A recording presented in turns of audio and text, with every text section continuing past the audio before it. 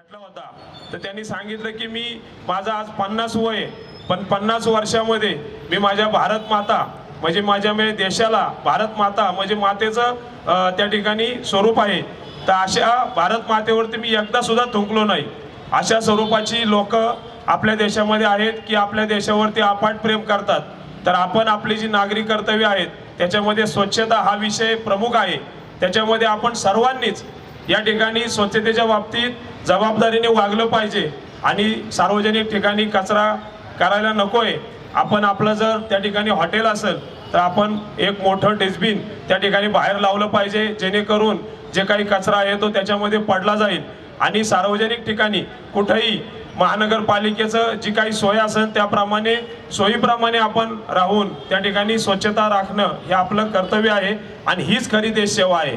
जरी आपण बाउंड्रीवरती जाऊन त्या ठिकाणी सेवा करू शकत नसलो तरी पण आतमध्ये आपल्या भागामध्ये स्वच्छता ठेवून आपल्या भारत मातेची सेवा करू शकतो।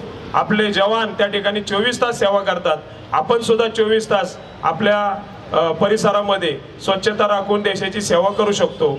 एवढंच या ठिकाणी सांगतो आणि सदैव काम करत राहील।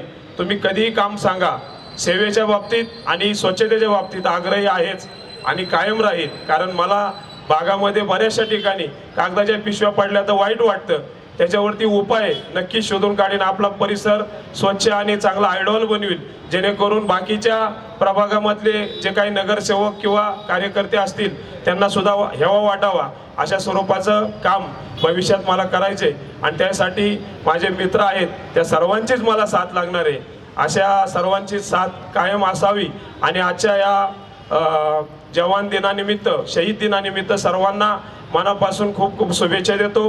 हे जवान सर्व माझ्या प्रत्येक कार्यक्रमाला आवर्जून हजर असतात आणि त्यांचा सुद्धा मनापासून धन्यवाद।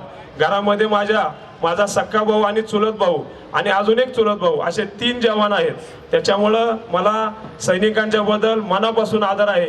स्वतः मी सुद्धा ठरवलं होतं की सैनिकमध्ये म्हणजे भारतीय सैन्य दलामध्ये भरती व्हायचं, पण काही मेडिकलच्या अडचणीमुळे मला नाही झालं भरती होता आलं, तरी पण असू द्या, देशाची सेवा करत राहीन। तुम्ही लोकांनी जी जबाबदारी दिली ती नक्की चांगल्या पद्धतीने पार पाडेल। सर्वांना मनापासून पुन्हा एकदा शुभेच्छा, धन्यवाद।